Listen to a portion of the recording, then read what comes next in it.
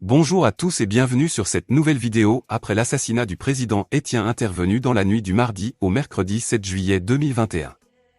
Plusieurs membres présumés du commando ayant assassiné le président haïtien Jovenel Moïse ont été arrêtés le mercredi soir, selon une information relayée par la presse internationale citant le secrétariat d'État à la communication. Au moins 2 personnes auraient été arrêtées et placées en garde à vue.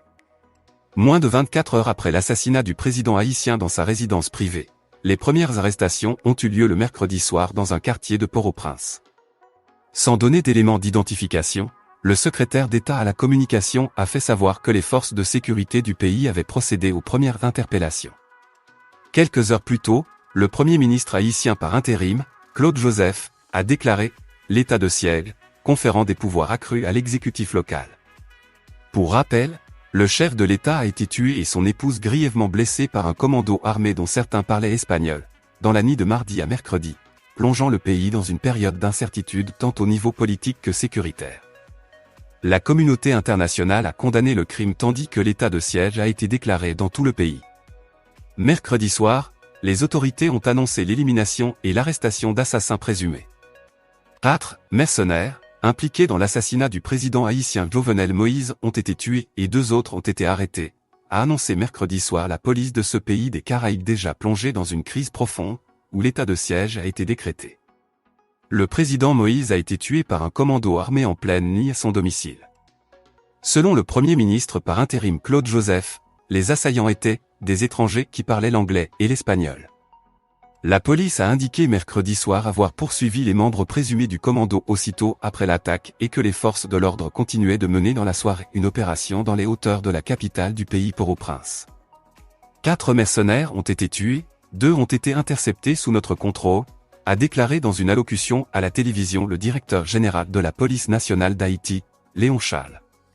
3 policiers qui avaient été pris en otage ont été récupérés, a-t-il ajouté. Aucune autre information sur l'identité ou les motivations des auteurs de l'assassinat n'a été divulguée. Selon la presse locale citant le juge chargé de l'affaire, la dépouille du président Moïse a été retrouvée criblée de 12 balles, et son bureau et sa chambre ont été saccagés. Plus tôt, le Premier ministre Claude Joseph avait annoncé dans un discours en créole avoir décidé de déclarer l'état de siège dans tout le pays, octroyant ainsi des pouvoirs renforcés à l'exécutif pour 15 jours. Il a promis que les assassins de Jovenel Moïse paieraient pour ce qu'ils ont fait devant la justice. Selon l'ambassadeur haïtien aux États-Unis, Boshi Edmond, le commando était composé de mercenaires, professionnels, s'étant fait passer pour des responsables de l'agence américaine antidrogue. L'épouse du président, Martine Moïse, blessée dans l'attentat qui a eu lieu vers 1h du matin, a été évacuée par avion vers Miami mercredi. La première dame est hors de danger, elle est soignée en Floride, et selon les informations que nous avons, sa situation est stable, a affirmé mercredi soir Claude Joseph à la télévision. Cet assassinat menace de déstabiliser encore davantage le pays le plus pauvre des Amériques, déjà confronté à une double crise politique et sécuritaire qui date déjà de quelques années. Le département d'État américain a appelé au maintien des élections législatives et présidentielles en Haïti prévues pour le 26 septembre 2021, avec un second tour le 21 novembre. Le Premier ministre haïtien par intérim a par ailleurs appelé la population au calme et fait savoir que la police et l'armée allaient assurer le maintien de l'ordre. Après l'annonce de l'assassinat, toutes les activités, les commerces et les transports en commun ont été paralysés à Port-au-Prince et dans les villes de province, selon des témoins. Les rues de la capitale étaient calmes mercredi, sans présence renforcée de la police ou des forces de sécurité. Le président américain Joe Biden a condamné cet acte odieux, disant les États-Unis prêts à apporter leur aide au pays, et l'Union européenne s'est inquiétée d'une spirale de violence. Le Conseil de sécurité de l'ONU, qui se réunira en urgence, s'est dit profondément choqué. En réaction, la République dominicaine a ordonné mercredi la fermeture immédiate de sa frontière avec Haïti, les 2 pays partageant la même île.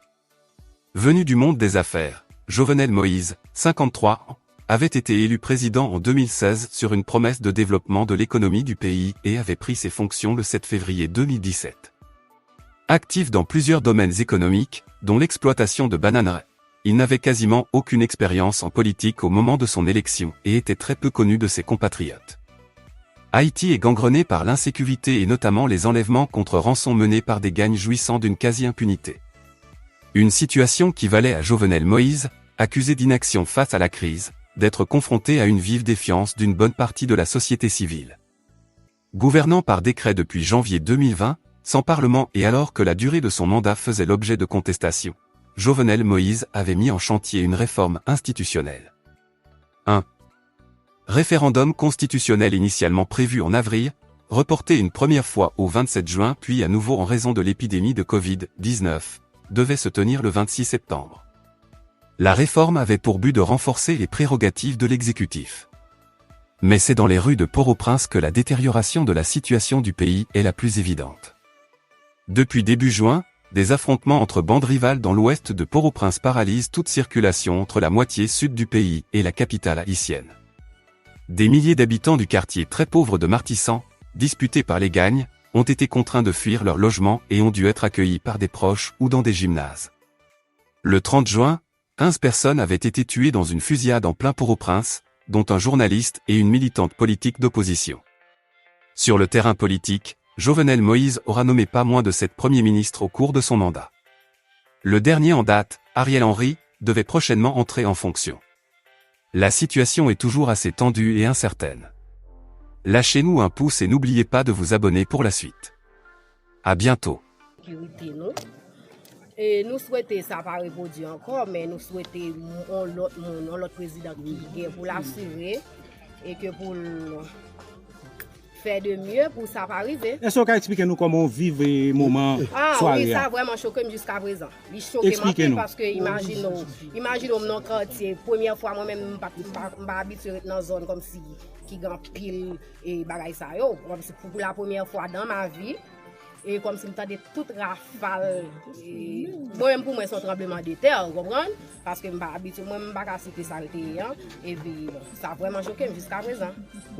Donc, sentiment nous, matin, moi, son quartier, côté que si n'importe quoi était mal à la mode là, nous sommes vraiment confinés, nous sommes en confinement. Et il n'y a pas oublié l'impression qu'on a en tant que voisine, peut-être qu'il y a des gens qui sont à la caillou là où tout le monde est barricadé ou bien c'est des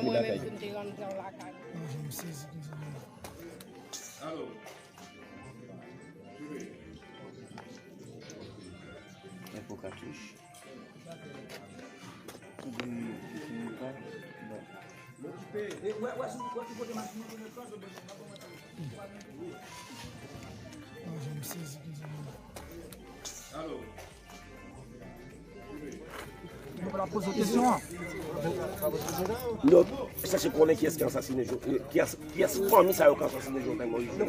Pourquoi ça va pas nous? Nous connaissons. C'est ça que nous connaissons. Je dis à moi, monsieur, nous tous ces jeunes garçons, nous tous ces jeunes garçons à l'école. Dis-nous quelle réaction ça va passer. Nous ne connaissons pas. Mais simplement ça fait mal parce qu'on a un Haïtien qui a accepté pour sacrifier la ville pour le pays.